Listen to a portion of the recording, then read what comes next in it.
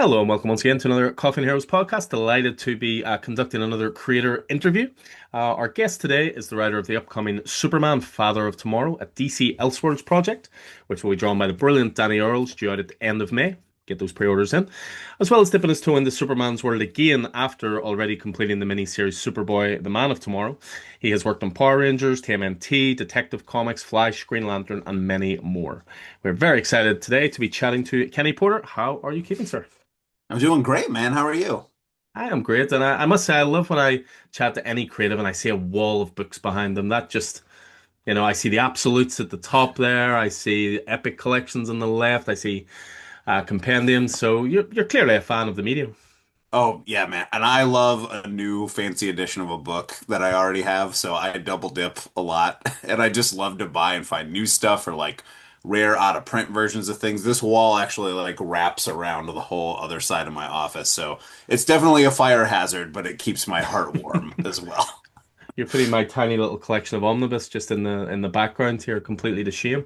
You're just less of But a hoarder than I am. That's all it Well, is. that's probably not true. It's just I shouldn't admit this, but we have a second floor in our store, and I keep my collection there, so Oh, okay, well, there you very go. heavy to move to here. Yeah. But no, it always buzzes me to see that. I see a couple of figures there as well. That looks like Dark Knight Returns Joker, Oh, yeah. in the middle, the greatest for me, the greatest comic book ever released.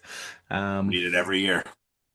yeah, well, you're talking about new editions of things coming out, and I don't know how many times I've bought Dark Knight Returns at this point. And I'm in for trouble already because it's the 40th anniversary this year, so new editions are inbound. I think my biggest edition is probably, look at this close to hand, is this bad boy. Oh yeah, I still gotta get one of those. I can't believe I don't have it considering I also have like every edition of the book. It's glorious. It's glorious. We'll get a copy into him. We'll give it to Danny. He can send it over to you. Oh my But gosh, so yeah, nice. we'll jump into your background a little bit just before coming to your upcoming work. Obviously, you Sure. have tons of projects in the pipeline. Stuff with DC, some stuff outside the big two as well. So plenty to certainly chat about. But I thought we'd delve into your background a little bit. I mean, what drew you to comics in the first place? I know you're obviously a fan now, but were you a fan of the medium growing up? Yeah, as a little kid, I grew up in the 90s, so that was when like the huge image boom and stuff was going on, Death of Superman and stuff, and I lived only a couple of blocks from a comic book shop. Initially, my cousins, they would talk to me about it all the time because I was watching any superhero cartoons I could get. I had a videotape of the old Fleischer Superman cartoons, and I would Mhm. watch those all the time. So then when like Batman the Animated Series and Spider-Man and stuff and X-Men came around, like you couldn't peel me away from the TV when those were on. And like I said, I was always kind of surrounded by people who read comics. I remember one time my cousin, her boyfriend, came over to hang out, and he ended up just spending the whole time telling me about Craven's Last Hunt, and I was like sitting like in an amp, just like, and then what happened? Like because I'd never heard of it before. So I've always loved him, and I would run down to the comic shop and throw whatever change I could carry in like my tiny little neon shorts from the 90s that I could buy. I remember one time I really loved Aliens, and there was a Dark Horse Aliens comic that was like one of the most, I don't know if it was like a double-sized issue or what, but I know it's from a storyline called Music of the Spheres, and I wanted this comic so bad because I loved the cover, and I kept running home to grab more change and coming back and throwing it on the counter. And the owner, she was like, "I'm sick of counting pennies. Like you can just have it if you want it that bad. You can have it." So I've always loved comics. I read them for a long time as a kid, and then we moved around a lot when I was little, and eventually all the ones I had got destroyed in like a storage area, like sort of flood thing. So I kind of lost everything. That dejected me for a little while. And then in high school, I started going and picking up issues and stuff randomly again. And then once I got out of high school and I was like making my own money, that's when I really started to dive back in and buy stuff. So I've been a reader and a lover of comics and the medium ever since I was a kid. I used to try to draw and staple and make my own when I was little. So I've loved them basically forever. Did you ever replace that Aliens comic that you lost in that I think I have it in one of the Epic. It might be in one of the Epic collections now, or at least I got it digitally so I could look at it again. But if I ever run into the single issue, I'll buy it again. I don't remember which number out of the series it was, but I know it was like blue and green, and had a lot of the dripping viscera that aliens covers usually have, and it just captured my imagination as a kid. It's interesting you talking about aliens. I was listening to a podcast this morning. Michael Bean has started doing his own podcast, and Oh, awesome. he was talking to the actress who played Newt, and it was an hour and Mhm. a half of memories of the movie and all that kind of stuff. Highly recommend it. Not that I should plug other podcasts on here, but in this case, it has to be done. But yeah, Marvel are treating the Alien license well, actually. I think Yeah. certainly reprinting those old Epic collections, as you say, all the Dark Horse stuff, like they've done with all the Star Wars, and made it Star Wars Legacy and so forth. So. It's a good time, I think, for a lot of those comics from the 90s. They're easily attainable now, which is kind of nice, in one edition or another. So that's definitely one of the positives of comics. I mean, outside of that, was there anything else in that collection you lost that just broke your heart at the time? Yeah, I had a lot of issues of Untold Tales of Spider-Man, which was the Hmm. one that they made really affordable for kids like me who didn't have a lot Yeah, of money. So that was I recently got a collection of that, so I was able to reread it. I lost those. I had all my Spawn comics, like lost those. As a 90s kid, like loved Spawn. And my mom was not a fan of it after she realized what it was about. My mom would go through like these Bible thumping phases where she didn't care about religion at all, and then all of a sudden would be really big on it. And once she found out what Spawn was about, even though I tried to explain to her like he fights the devil, yeah. even though he made a He's murder, she on was your like, side. He's on yeah, your he's side, like, Mom. he's doing it for you, Ma. She was not excited about it, and so I don't think she was very upset that I lost a lot of it. But what stuff I had left, she threw out Hmm. when she found out about it. So I lost that. Some Hellboy comics too that I had that were originally coming out. So I had a very eclectic taste. So Yeah, I would buy like Spider-Man stuff, Batman stuff. I remember I did have the issue that Joe Quesada did, the like gatefold of the Azrael Batman. yeah, He's Batman 500 or something. yeah. It's during the Nightfall story. Well, by that point, I think it's Night Quest, isn't it? Yeah, yeah, I had that, and I remember just listen, as a kid from the 90s, that Azrael costume completely worked on me. I was like, this is the coolest thing I've ever seen in my life of this evil Batman. Yeah, I lost a lot of really cool stuff, so I do every once in a while go digging and find something that I had as a kid and buy it when I come across it because I'm a sucker for going through old, back issues and long boxes. Yeah, I love the idea that you were indirectly learning how to pitch comics by trying to pitch to your mum about Spawn and why it's Pretty great and much. it's the Yeah. perfect comic to read. So you were, as you say, you were doing it from a young age. You said you were sort of creating your own comics from a young age as well. You were clipping them together, and were you more interested at that point in writing or drawing, or are you very much just straight line writer? Both. I wanted to be an artist first, and then I think I focused on one talent over the other, just because you couldn't shut me up as a kid, and I wanted to tell stories all the time. And I was like, well, I'm really excited about the storytelling part. I've always loved art, and so I'm like, even though I'm a writer and stuff, I do buy a lot of art books, and I love artist editions, Hmm. like poring over them.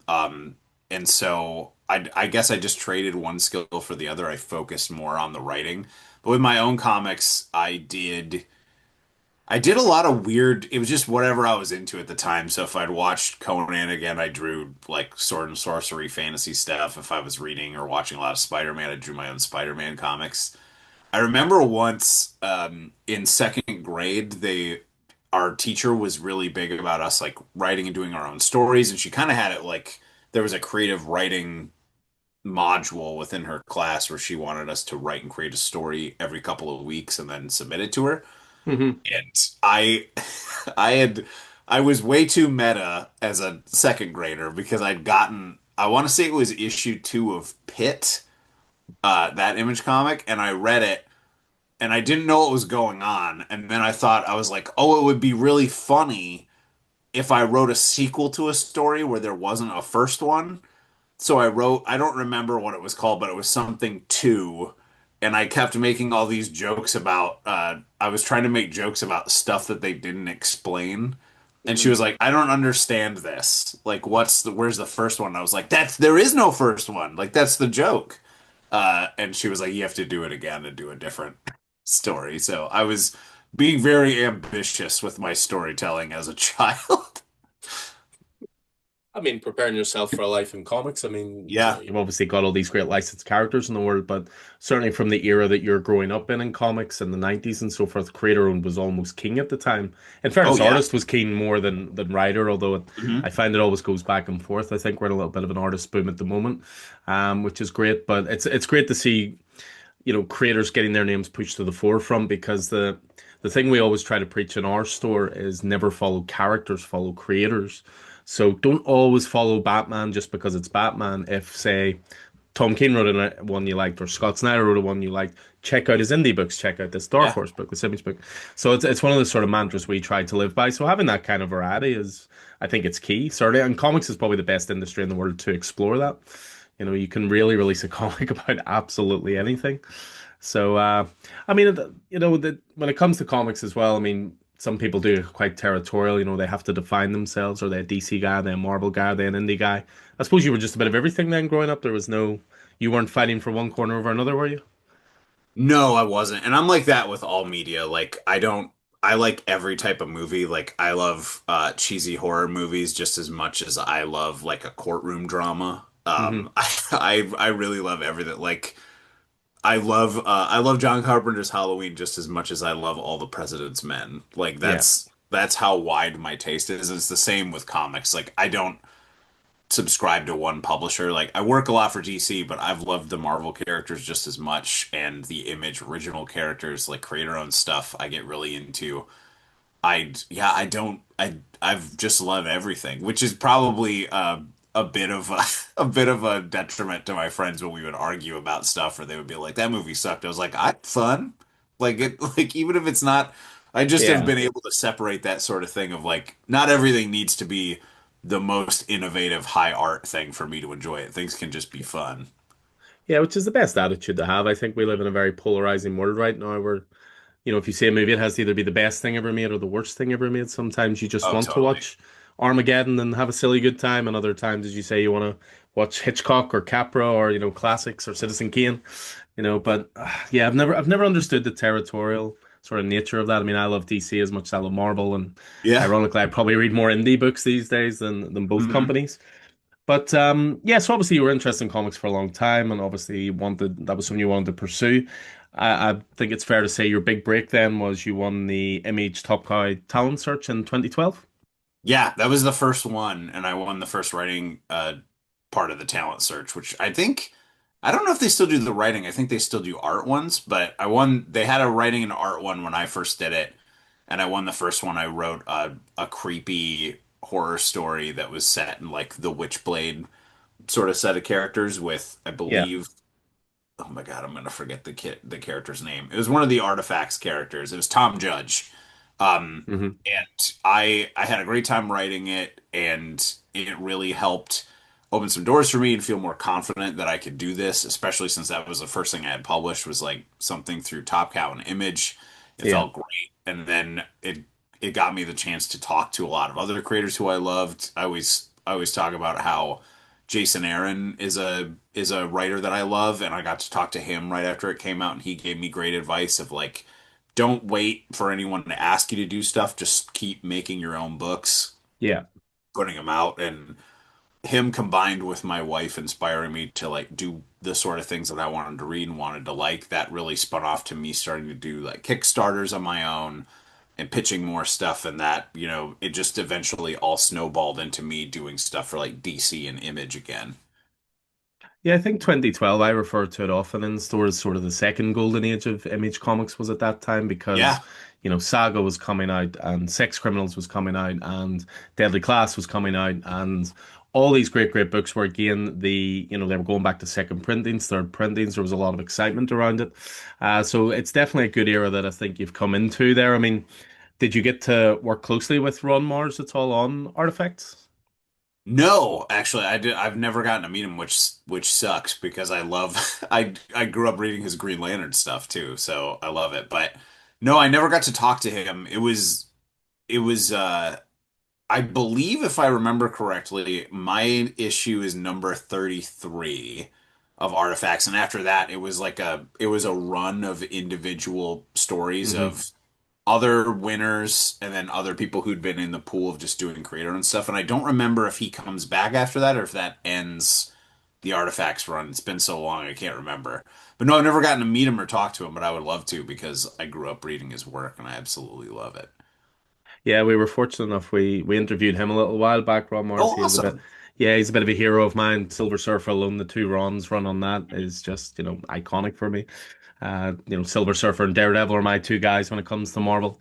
So Mhm. yeah, I'm a big fan. But you obviously you said there as well, it led to a lot of work with DC, and almost everything you've worked on for DC so far has been in almost all in continuity. But your upcoming project, which we're going to chat about a little bit now, it falls Mhm. under the Elseworlds label, which is obviously a very iconic label. Have you always been a fan of the Elseworlds books? And do you have a favorite one or one that you draw inspiration from? Oh yeah, I love Elseworlds. I think it's one of the coolest things that DC does. Just because they're so easy to pick up and you instantly get it, and people get Hmm. really excited about them. I have friends who they like creative stuff, but they're not really comic book readers, but they love Elseworlds stuff. Like they love the idea of it and the design of it and stuff. I don't remember what the first one was that I read. It was probably Gotham by Gaslight because It's that's a lot almost of people's everybody's first entry one. point, isn't it? Yeah. But ones that really stuck with me were like Superman Red Sun. I love the depiction in that. I love Gotham by Gaslight just because of the aesthetic of it. And I love Mignola. Like I said, I was a Hellboy fan early on. So I've always loved that DC has had that they've had this entry point for people of like everybody knows who Batman is, everybody knows who Superman is. Uh, Here's a really weird, interesting, unique take. There's also I always forget the name of it, but there's a Green Lantern one that's in Hmm. Elseworlds that's really weird that's set like back in the 20s or 30s in New York, which I think stars Kyle as kind of like an amalgamation of him and Alan Scott. I always forget the name of it, but I always that one I found as a kid too, and I really enjoyed it. So yeah, I've always loved Elseworlds. I love the idea behind it of just like take a big swing. What if this thing changed and everything else in the universe changed? And I got to do one several years ago. It wasn't officially under the Elseworlds banner because they weren't doing it at the time, but I did one called DC Mech Yeah. that because I'm a huge giant, there's like Gundam models on my shelf too. I'm a huge giant robot fan and anime fan. So they came to me and they asked me if there was anything I could do with that. And I was like, you came to the right nerd because I will take inspiration from every mecha anime and manga I can think of. So I'm when they offered me a chance to pitch new Elseworlds books, and that they were officially bringing back the line. I was so excited, and I really wanted to try to do something out of my comfort zone. I was like, I'm gonna pitch a Superman book. I love Superman.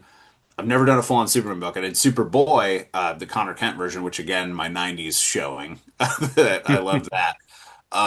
And with this, the big kind of like what if thing was I love Tom Strong and science heroes and pulpy stuff. What if Superman, when he came to Earth, was more like a science hero, since he comes from like a big advanced civilization? And as I was talking to my editor about it, that spun into, well, if it's going to be a scientist, wouldn't it make more sense if it was Jor-El who came to Earth? And then we kind of had this like, wait a minute, has there ever been a story where Jor-El's the only one who comes here? And we like looked and like there'd been Elseworlds and things where he and the whole family shows up, but never one where it was just him. And I was like, that's the in right there. And we talked about it and developed it, and I started to think about how does this change like somebody who's has all this survivor's guilt over him being the one to make it, and his wife and child don't, and how does that affect him being a Superman where he's a scientist first? Like he's going to be more of a science adventuring hero. Like he has super strength and flight and everything, but he's going to want to try to solve problems, with his brain first before he tries to punch anybody. So rest assured, there's plenty of punching in the book, but he always tries to find a solution like a scientist, like a pulp adventure hero first. After we locked the story down, that's when we brought Danny in. I'd been familiar with Danny's work on Hulk with Philip Kennedy Johnson, and I loved it. And Andrew, our editor, said, I'm going to send it to him to see how he likes it. And he sent the pitch to him, was like, we're developing this with Kenny Porter. let us know if you're interested. And Danny was just over the moon and so excited. He already had so many ideas of what the look of it could be, and he and I just jumped on a ton of calls to talk about what we would do with the book, like where we would take the character. I'm going to apologize because my cat's going to walk past the video right now. He's going to be in this a lot. He's going to have a lot of guest cameos. But yeah, Danny and I just instantly clicked over it and the idea of it, and he brought this idea of like a retrofuturism thing to it, and we talked completely about the character's arc and how we wanted to completely shift everything in the DC universe from that one little ripple, that one butterfly effect of if Superman comes in as an adult and is more of a scientist, how does that affect what all the other heroes are like? How does that affect his approach to saving the world?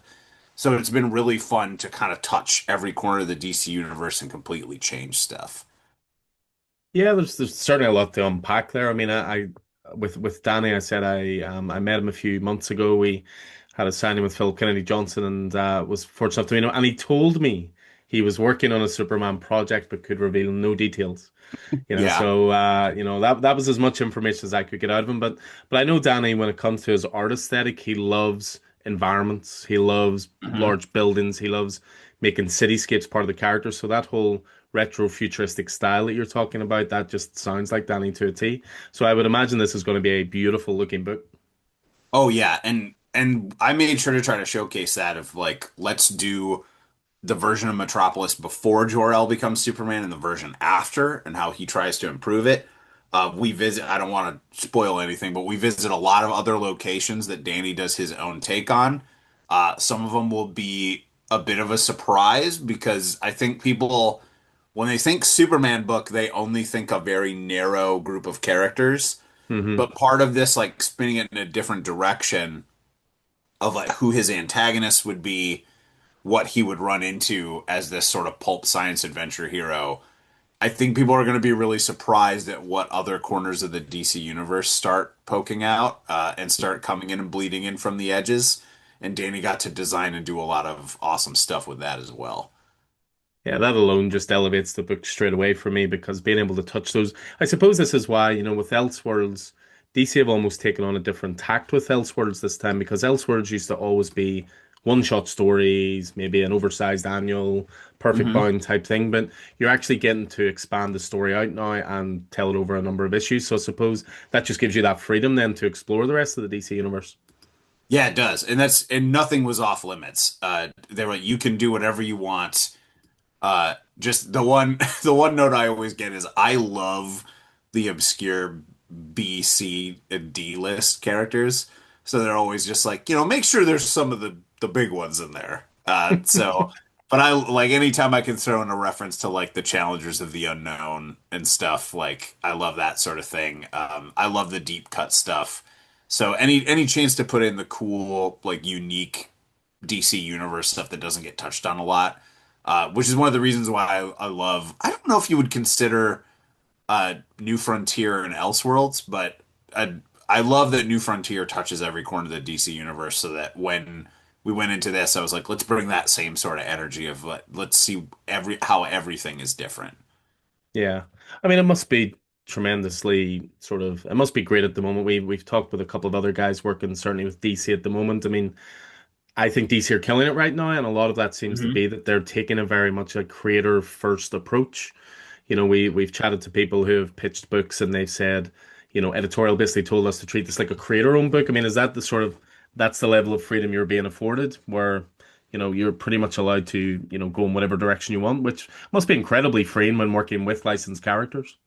Oh yeah, and that's really the kind of tone that we had going into it, where it doesn't really have the shape or the arc of a traditional Superman story. The first issue does because it's like we have to, bring people in and be like, this is a Superman story, but it's gonna go way more like a creator-owned book as opposed to a traditional Superman thing. Like we'll introduce him that same way, but after issue one, even though issue one has a lot of wild swings and changes, all bets are off.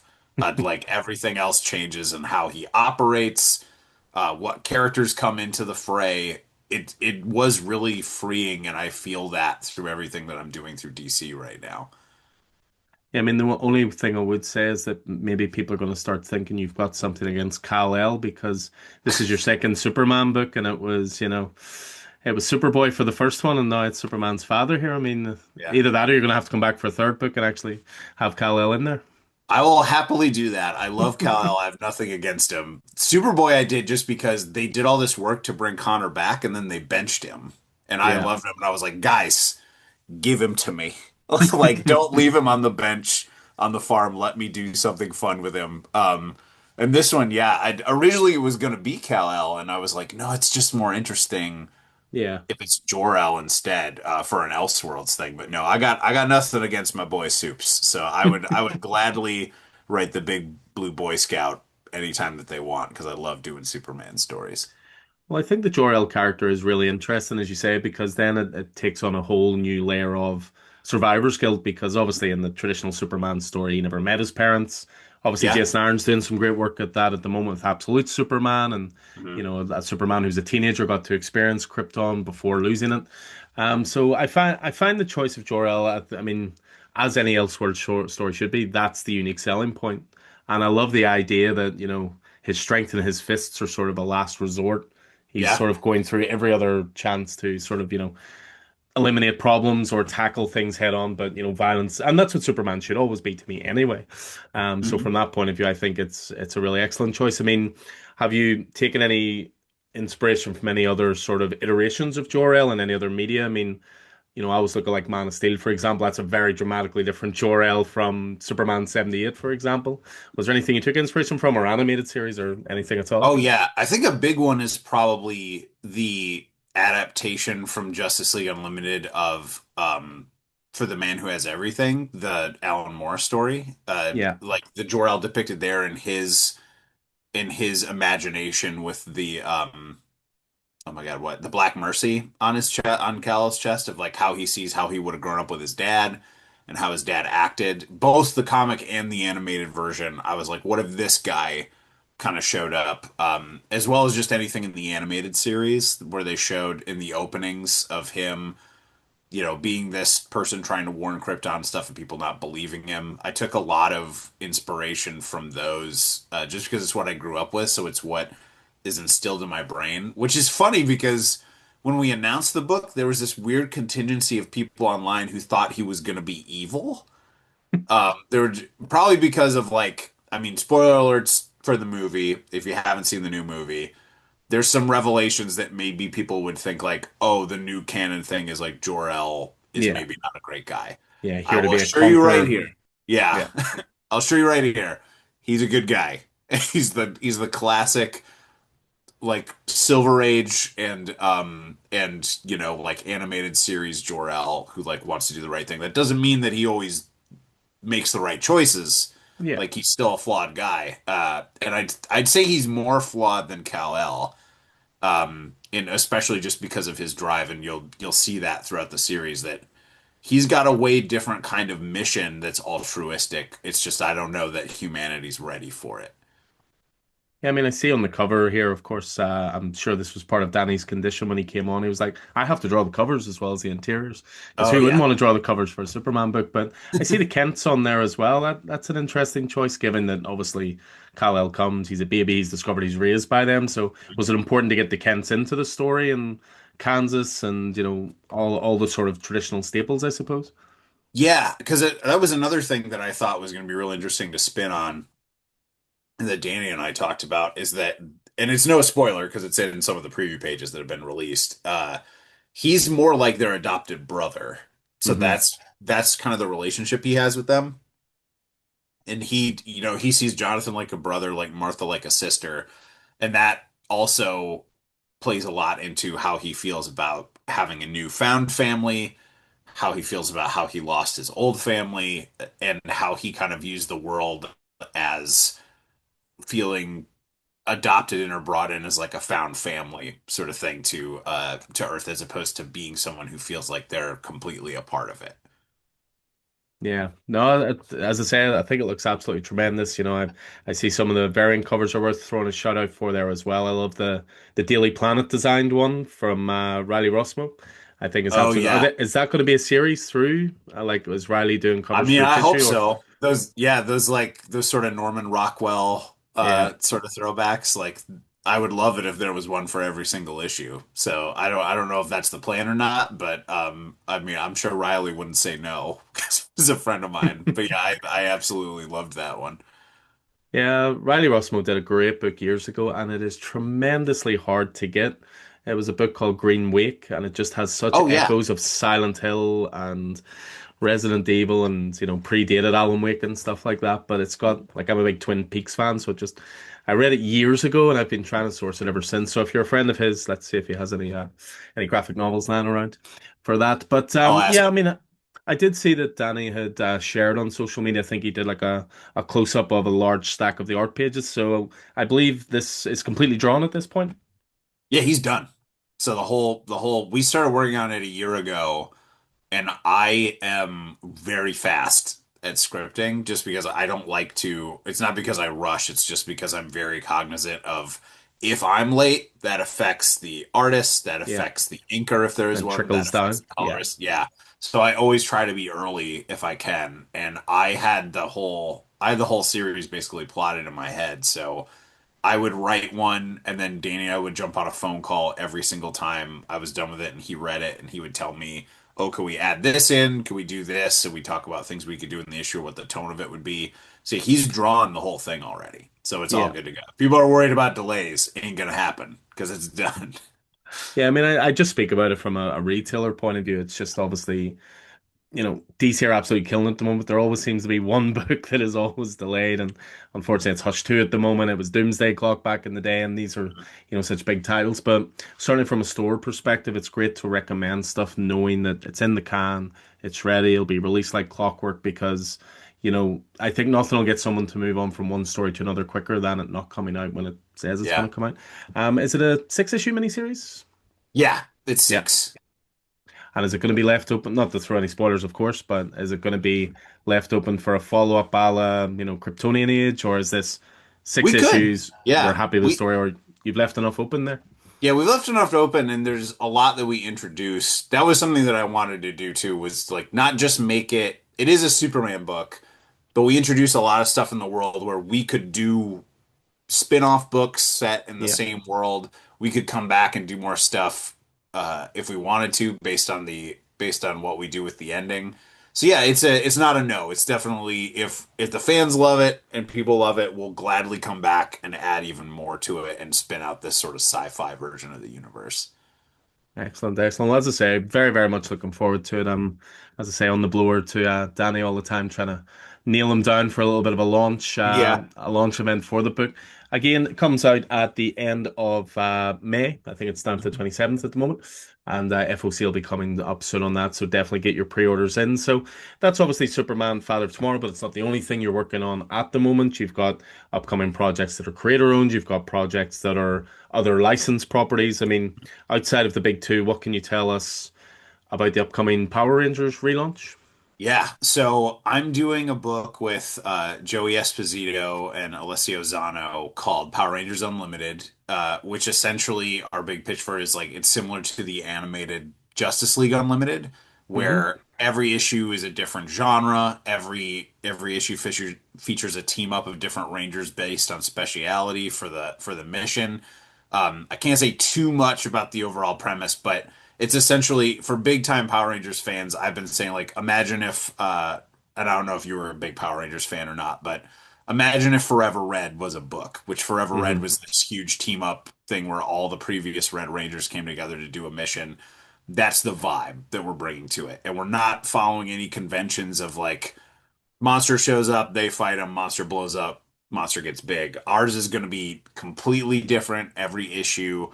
We're pushing the limits of storytelling with it, and we're also taking our main characters who haven't been completely shown yet, so I'll keep that a secret. We're putting them through a really cool emotional journey and introducing a lot of stuff to it. And as somebody I was a fan since day one. I saw the premiere on Fox Kids. This is basically like what I would do if I was given a show. Like, Hmm. and I feel like Joey, my co-writer, feels the same way about that. And if anyone were to ever like put our text message threads as a bonus in the back of the book, it would just be a bunch of F yeahs, thunderbolts, and all this stuff of like, what if we did this? What if we did this? What if we call back to that? We basically never need to look anything up because both of us know so much of it. Yeah, your own And encyclopedia. yeah, exactly. And it's not just a love letter to Mighty Morphin, the original. Like we're pulling deep cuts from every season, putting characters from every season in. I think it's going to be really fun for longtime fans to see these really unique, cool genre mashups, and the artwork for it is fantastic. It's really great. I feel really lucky to have been working with so many amazing artists over the past couple of years. Like Danny on Superman, Alessio on this, and then Tyrell Cannon, who I'm working on with a creator-owned book we'll talk about in a second. Yeah, absolutely. I mean, with Power Rangers, obviously, you're saying that that's going to be, great for long-time readers. I take it the approach as well as obviously it has to be as new reader friendly as possible as well. Oh, totally. There's a short in the Free Comic Book Day issue that's coming out that will set it up, but you don't need to read it in order to read the main series. It's great if you Hmm. do because you'll get to see some really cool stuff that we put in there. So I'd Yeah. recommend getting both, but we try to make it very reader friendly and we put in when we introduce characters, we do title cards for them and stuff so that you're up to date on who they are, what's going on. There's deep cuts, but that's also like the challenge to ourselves is make every issue you could read it in any order you want, while also telling a bigger story and that it's a different genre every issue so that it feels like you're watching episodes of a show. Like that Yeah. you could just pick it up, like you can just watch whatever they decide to put on that week in in reruns or whatever. And so we're trying to make it very reader friendly for people who've only seen like a couple seasons of Power Rangers or a couple episodes, or if you're just vaguely familiar with it. We're trying to be very reader friendly, even though like it has a lot of fun references to continuity. Yeah, as you say, I mean, we'll forever call it Free Comic Book Day. It's got a new snazzy title called It's Yeah. Giveaway Day. It'll always be Free Comic Book Day, but obviously slight rebranding this year. But yeah, that's in a couple of weeks, and yeah, we've tons of those ordered in, so you guys can certainly get a peek with that. I mean, with Power Rangers Unlimited, is that designed as an ongoing, or is that a 12 issue maxi series, It's an or ongoing. So ongoing? we plot out the whole first year and we've finished writing the first volume already. You So did we're say you done work writing. fast. We do work fast. Yeah. Joey and I both work fast. And we've got a really great like co-writing situation going on. So we're able to go through issues very quickly. But we have the whole first year plotted. And then with like every individual issue broken down, Hmm. we wanted to make sure that if there was anything that Hasbro or Boom maybe wouldn't like or anything that they knew about it ahead of time. So we have tons of documents of like outlines and Excel spreadsheets of like this is this issue and these are everybody who's going to be in it and this is the A plot and the B plot and this is how it all leads to the big finale. So we have that and then we have we have a like a short outline for the second year as well and what we'll do with that, which will also completely shift things up and change the game so that we don't stay stale. Oh, that's great to know. I mean, we do have quite a lot of Power Rangers fans certainly in the store, and it does seem to be a series that it almost doesn't matter who's on it. That people just follow Power because they love Power Oh Rangers. yeah, they do. Yeah. And Boom have been doing some great stuff with that license. Before we jump on to your book, obviously another one you've got coming soon through IDW Publishing. I mean, I've Mhm. noticed you have a really good relationship with Mad Cave. Yeah. Mad Cave Studios. So when Diamond US went into liquidation, Diamond UK, so obviously we're over in the UK, and they set themselves up as their own company, but they couldn't set up supply chain straight away with Mad Cave, so we didn't have access to their books for a little while. Oh, But that's okay. now been changed, and now it's coming back, which is great. Which thank God because I've been digging the heck out of Dick Tracy, which is just one of my absolute favorite books at the moment. Which you've been involved with as well. Yeah, you've worked quite a lot with Mad Cave. I mean, what is it about that company that you enjoy working with so much? They are very open to creator-owned ideas and very like weird big swings, just as much as Image is. And I really like the people who work over there. I'm doing a book with them right now called The New Space Age, which I believe the last issue is coming out in a couple of weeks. I'm doing that with Mike Becker.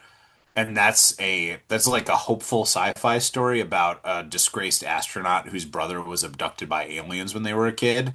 So he's been searching his whole life to get back up into space to find him. And he discovers that crop circles are instructions for space travel and that it actually works on magic, not science. That's why UFOs move so strangely. So Hmm. the crop circles are like runes, and he and a magician and engineer build a ship to go out into space to try to find his brother. So it's a real hopeful sci-fi sort of thing. And Mike has a very like animated and kind of like Franco-Belgian kind of style, like very like Mobius sort of thing. Hmm. They were completely cool with like a science fiction book where it's not like somebody's killing somebody or it's some big violent thing. They're just like it's a hopeful story about people coming together to build a ship to go find someone who's lost. And kind of also, I guess like last year was a big like let's explore survivor's guilt year for me because that's also kind of a part of it. But yeah, they're really cool with open ideas. They let me pitch them anything. There's like we don't care like what genre it is or anything, just send it over. So like I just sent them another idea that's absolutely wild. And we'll see if they're into it. I'll probably do it anyway, even if they're not. But they're always willing to read anything and they're really daring with what they publish. Yeah, it's interesting because you seem to have worked with nearly every publisher going when it comes to the independent stuff. You know, obviously the Schlub was through Image Comics with Rand Stegman, obviously with Mad Cave Studios as well, working with Boom with Power Rangers, and then you've got a new book coming soon from IDW as well. It's going to be printed under their IDW Dark label, which obviously focuses a lot more on horror. It's interesting because with the IDW Dark stuff, a lot of it has been licensed stuff. So things like Yeah. Smile is getting a book, A Quiet Place is getting a book, but yours is a 100% creator-owned idea, and it sounds awesome. What is the pitch for Operation Iron Coffin? So Operation Iron Coffin is about the British dropping Dracula on the Nazis like a bomb in World War What a II. great one-liner that is right Yeah, there. and that was the selling pitch pages that Tyrell drew were British bomber opens the thing, metal coffin. You think it's a bomb at first, and then it zooms in, it's a metal coffin, drops into the back of a Nazi train, and then Dracula gets out and starts slaying them. There is I don't want to spoil it because there is a deeper, like, emotional story and journey for Dracula.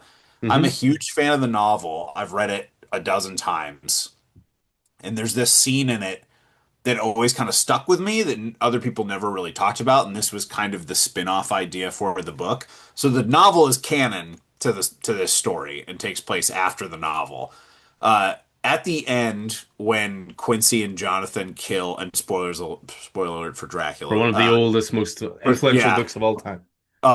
in the original novel, when they stake him and then Jonathan cuts off his head, Mina has a line where she talks about how he looks human and contented again, like his face shifts after he's Hmm. slain. And I was like, that's interesting that no one's ever played with that. So we'll get into his resurrection, what kind of his mission is, and how that aligns with what's going on in World War II. But really, like, it's it's a hyper violent survival horror story that's got like it's got the vibes of like Snowpiercer of like fighting through a train up to the beginning, up to the front of it, and Metal Gear with like a tactical mission, some crazy bad guys and stuff. It's really a love letter to all that stuff. And Tyrell's art in it is absolutely bonkers. And I can't believe that they let us do some of the crazy violent stuff in it or just the horror moments. And anyone who's a fan of, like I said, Metal Gear, Castlevania, Spawn, even there's a little bit of Spawn in there. People will find out. It's really something that I feel really passionate about, even though the idea was just like was so was so crazy when I said it out loud the first time of like, oh yeah, they drop him like a bomb on the Nazis. And the train is actually based on a real Nazi train that went missing in World War II. So I was like, Oh, okay. that was a cool historical thing of this. It was labeled as a gold train, like they were transporting money and supplies, but like that's not what they were really doing. If you read this story. So Tyrell and I absolutely love it. We work very similar. It's kind of like a mix between full script and Marvel style. Yeah. Any of the talking scenes, I plot off like page one, panel one. The action ones are way looser because I'm like, he knows what he's doing. I'll just call out things that like need to happen, lines of dialogue and stuff because I completely trust him because the dude is incredible at blocking action and doing fight sequences. So I was not going to stand in his way when it came to that. Yeah, I mean, having that kind of relationship must just be completely satisfying. And then it's a true co-creation as well, rather than Hmm. just, I write this, you draw this. But yeah, you just keep saying so many words there I like Metal Gear Solid and Castlevania and, Hmm. Hellboy and all the rest. I mean, there's been some great vampire comics over the years. I mean, I'm a big fan of American Vampire. Obviously, Snyder and Albuquerque's is a great one. 30 Days of Night's always a Hmm. touchstone as well. And IDW in general, that IDW Dark imprint, I think it's a little bit of a sleeper hit at the moment because there are some brilliant books through it. Beneath the Trees Where Nobody Sees is just Yeah. Patrick Horvath is just a delight of a book for something so violent. Um, but yeah, no, I love the look of this. I think this looks fantastic. I see that it's down for a July release, so this will be in the next previews book, I would imagine. Yeah, I think pre-orders for it open on April 24th, and then the FOC for it is June 1st. So it's a complete, like you said, it's a creator owned thing from IDW Dark. We're so stoked about it. We hope people really enjoy it. We put our heart and soul into it, as well as a lot of violence and gore and our love of survival horror stuff. And like we talked about previously before the show, like my love of video games and everything. So like I said, there's a big Metal Gear and Castlevania inspiration in there, as well as just my love for the novel and for vampire fiction. Yeah, no, it sounds fantastic. Is there a design length for this? Is it four, six, five, It's three deluxe issues, so the three first lux issue is oversized issues? 40 pages. Yeah, Hmm. and then the next two issues are 30. So that all comes down to there. And if enough people buy it, we will tell crazy Dracula stories till the end of time. So if you guys go out and support the book, we will give you more, we promise. Well, we'll certainly be pushing the life out of that because yeah, that hits so many of my sweet spots. I think you and I come from a very similar sort of Yeah. era of like the 90s were awesome, and music, movies, gaming, everything about it. You alluded to it there. We were just chatting before coming on air about Sega Dreamcast and Hmm. you know nostalgic gaming and all that kind of stuff. So yeah, no, that looks truly fantastic. Actually, will be pushed. I seem to remember seeing it in the previous book a couple of months ago. Did it get slightly delayed at all, or did the date shift on it or They anything? they did do a lot of it could have been in there Or as maybe it's like a just an early promotion. solicit, perhaps. Yeah, Yeah, they've been pushing it really hard yeah, and early because there was an Entertainment Weekly article about the IDW Dark Line where they yeah. had us put together. They're like, we're announcing all the books. Like, it's early, but can you give us some early art and color it and stuff so that we can promote it as well? Which was great to be like mentioned in the same space as like A Quiet Place and Smile and stuff and Yeah. Event Horizon. Um, so I hope it was some people like, is this a movie like I never saw, like I forgot about, like they're doing an adaptation of? Enough of it. It could be. It could Yeah, be. could be one in the future. And yeah, they did that, and then they did a preview flip book for Comics Pro as well, that had some of the, I think, the first scene in it, Hmm. like the opening stinger. So they've been pushing it really hard, which I really appreciate. Well, that's good to see because I know sometimes with creator-owned books, it seems dependent on companies for how much books actually get pushed and how much Mhm. falls to the creators having to chat to people like me or social media stuff or it's great to see those companies actually throwing that out there and as you say putting it alongside those well-established franchises and stuff. So I really hope that's a big hit. If you have a spare poster lying around, that just looks fantastic. So yeah, as I say, real Snowpiercer vibes with that train just hurtling through, and obviously the specter of Dracula, and then just this little subtle plane in the background with something dropping out of it, where, as you say, you think that's going to be a bomb, but no, that's a coffin, people. Yeah, no, we'll be pushing the life out of that, as I say. So yeah, so loads of stuff we look forward to. Lots of stuff on in the pipeline for you. Is there anything else you want to mention or throw a little bit of a shout out for? No, just that I'm sure all your listeners know like pre-ordering books is the best way to support them and to make sure like creators can still make them. I know I just threw like multiple titles at you guys, but if you can pre-order all of them, that would be awesome. Well, And like, what I would say is what's great there is those are three very different demographics you're going for. yeah. You've got the horror people, you've got the Power Rangers fans, you've got the DC fans. So you're covering a lot of bases there. But again, what we always stress to people is if you find creators you like, follow their work rather than just sticking to genre or sticking to characters and so forth. So yeah, no, we'll tons of great stuff coming out there to look forward to. As I say, Superman that is going to be out towards the end of May. Hmm. Operation Iron Coffin is looking like a July release date, as you say, and Power Rangers that kicking off in June. I want to It's say. July as well. Oh, So it's July July would as be a well. big, yeah, busy month. It's going to be a big summer then for you. I'm hoping. Excellent. Well, that's everything I have for you in terms of all of your work. I mean, one of the things we always like to just sort of finish on, we like to throw creators under the bus a little bit by just throwing this question on top of them. But do you have a favorite DC book of all time, a favorite Marvel book of all time, and a favorite indie book of all time? Yeah, I think my favorite, I mentioned it earlier, my favorite DC book of all time is New Frontier by Darwin Cook. Like that to me, if I had to like distill down like what I love about the DC universe, like that's the book that I would give them. Of just like, and that's encompassing the whole DC universe of like a fun take on Superman, Batman, the Silver Age introduction of Green Lantern, Flash, Martian Manhunter. I love the Wonder Woman in that book. I love everything about it. I love that it touches all the little weird corners of like the like Task Force X and Challengers of the Unknown and stuff. So that's my favorite all-time DC book. My favorite Marvel book of all time is probably gonna be it's a tough pick between two, but I'm gonna have to lean towards Born Again. Like Daredevil Born Again is probably my favorite. I'm also a hard like ride or die Daredevil fan. It's probably the character whose runs I've gone back to the most. I grew up a Yeah. Spider-Man fan. I still love Spider-Man.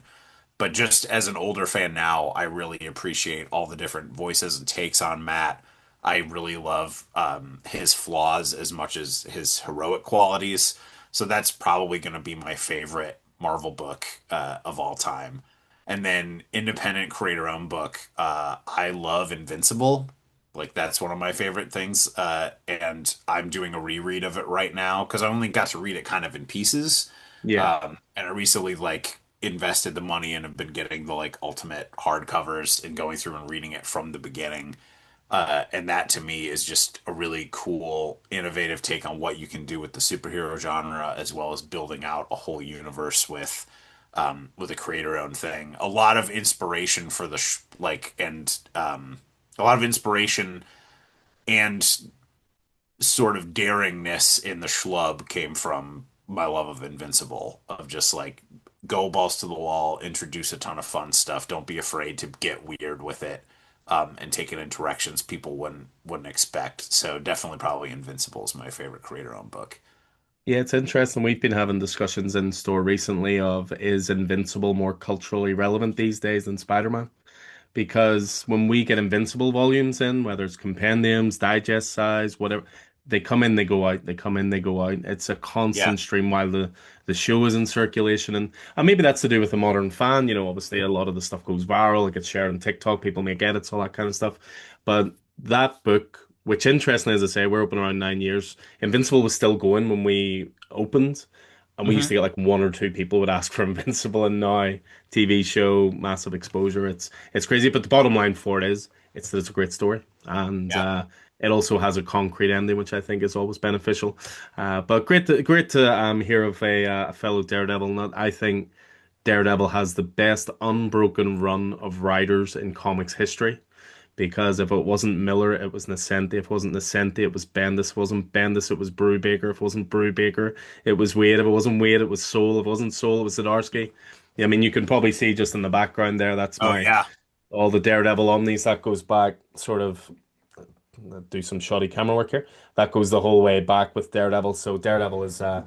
very much my guy. So I appreciate that one as well. But yeah, as I say, that's everything I have for you. It's been an absolute delight chatting to you. I'm really excited for those books. I think they Thank you, sound great man. and they really do appeal to a great market of people. I suppose just one final thing just to throw in. I mean, what's your opinion on the comics industry at the moment? Are we in a great period? Are we in a interesting period? Are we in a transitional period? It's interesting getting creators' feedback on it. I think we're in an interesting period, especially because, and I've talked to retailers and stuff about this too, that DC especially has kind of reinvigorated new readers to come into the shops. And I think a lot of that has to do with the Absolute line and the books being so weird and feeling like creator-owned books, like taking big swings. that I've heard that that has trickled down to the new readers coming in aren't just buying Absolute Batman, they're also then checking out creator-owned books Yeah. and independent stuff. I don't know if you've seen that or experienced it, but that's what I've been hearing is like they aren't just coming in buying Batman. They get that, and because it's such a unique take, they then also want something else, or they want to try some manga, or they want to try some of the smaller publisher stuff. So I think just showing that if you're willing to take big swings, either with the established characters or with new stuff, it will bring readers in. Like if you make great, interesting books, it will bring new people in. And that's definitely what I'm trying to go for with everything. Like with Superman, I'm trying to do a unique take that might get people who only know Superman a little bit excited about it. I'm trying to take Power Rangers in that direction, and then Operation Iron Coffin is like pure, unadulterated, what I want to see at the comic shop. And that's the energy that I think is it's going to be really interesting in a couple of years to see how that builds stuff up, as well as how we change how we do mass media with these characters and everything, and where they go. So, like you were saying with Invincible, I was talking to Jason Howard, who's a great artist, and he worked on a bunch of stuff with Kirkman. And he told me his kids' friends like love Invincible, like they love the show. They go and buy the books and everything. And I know people talk about all the time about how like manga outsells American comics or whatever. I think Kirkman and Skybound really dialed into something that other people haven't thought about in terms of why people love that. It's because they can experience the story and the characters they love in multiple formats and it still feels really true to it. Like one of the big selling points of manga, so take like Dragon Ball, you can watch the Dragon Ball anime or you can read the manga. It's very similar with some changes. Yeah. And that sounds boring, but people want to see the story brought to life as opposed to just a and weird takes are fun sometimes, but they like that comfort that somebody loves this enough to adapt it. And Invincible does that. The animated show makes different decisions and does different stuff, which I think is great. But it adds into it adds into the pot of people who are really excited about it, being able Hmm. to go and experience it again in a different way. So I think like Kirkman and Skybound have really cracked that code with The Walking Dead, with Invincible and stuff of like take the thing and adapt it and be very faithful to it with Yeah. a creator-owned thing that I think is getting people more excited. And now that they checked out Invincible, they'll check out other stuff. So I think it's a really interesting and fun sort of place that we're in. But that's what I've seen as a creator and then as someone who talks to retailers. Do you feel that way as well? That like people Absolutely. are checking out new stuff? This is the best era of comics since we've been open. As I say, we're approaching a Yeah. decade between the Absolute line, then the Energon universe, through Yeah. Image Comics. You look at Ghost Machine, the stuff that those guys are doing with Hmm. Rick Exodus and Geiger and so forth. Even little decisions DC are making, like the DC Compact line, that line is incredible because Yeah. that's the size of a manga, it's the price of a manga, and people can get their comics history. The fact that Yeah. you can pick up Watchmen for £9 or $10, it would be for you guys, is incredible to me. And New Frontier, you mentioned as an example, that is in the compact line.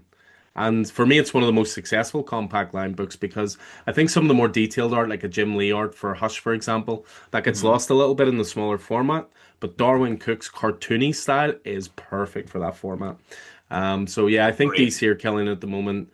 Independent stuff is great. I think Marvel struggling a wee bit, but everything's cyclical. Marvel will come back strong, I'm sure, at some point. But I think it's a really exciting time for comics, and a lot of that is just, as I say, bringing readers in through different avenues, embracing Hmm. social media and TikTok and all the rest. And as you say, those adaptations, I think what Kirkman cracked so well was you need to find that sweet spot where it's faithful to the material, but it's not slavishly faithful to Yeah. the point where you know every single twist. And they did that with The Walking Dead. Daryl didn't exist in the comics. Shane is not written out within a couple of issues. They're doing Hmm. it with Invincible, and he really, and I would argue The Boys does that well as well. Yeah. It sort of has the spirit of the book, but again, there's enough surprises for long-term people. But yeah, I think we've come out the other side. I think there was a little bit of a rough time there after, with COVID and coming out of the Marvel movies, maybe becoming slightly less culturally relevant. Once Mhm. Endgame finished, there was definitely a sense of what do we do? We've executed this perfectly for 10 years. What do we do now? So I think it's really in the rebound, and yeah, I think DC have a lot to do with that, and again, embracing retailers and Zoom calls and different things and all the rest. But as I say, that's a whole other conversation. But yeah, I have taken up more than enough of your time. I could chat to you all day, believe me. But yeah, as I say, guys, keep an eye out for the upcoming book, Superman, Father of Tomorrow, Operation Iron Coffin, and obviously the Power Rangers launch. Keep an eye on Free Comic Book Day. We'll have those Power Rangers previews, of course, as well, which can get you excited for that. So I'll just leave it to say goodbye. Thank you very much for your time. Thanks for having me. I'll be back anytime. Pleasure.